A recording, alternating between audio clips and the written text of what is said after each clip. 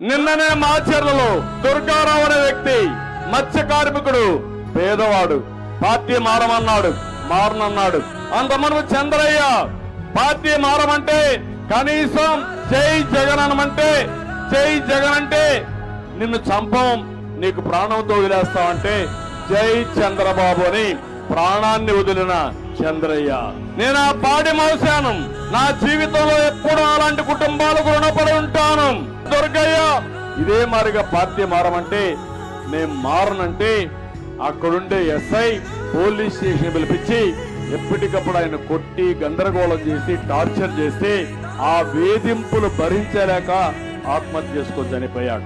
ఎంతమంది ఇలాంటి బలవంతపు ఆత్మహత్య చేసుకున్నారో మీరు చూస్తే రాష్ట్రంలో కోకొల్లలు అంటే ఈ సైకో దెబ్బకు భయపడిపోయి పిల్ల సైకోలు పెట్టే ఇబ్బందులకి ఏం చేయాలో తెలియకుండా ఆత్మహత్య శరణ్యం, మనం బతకలేం అని ఆత్మహత్యలు చేసుకునే పరిస్థితికి వచ్చాడు.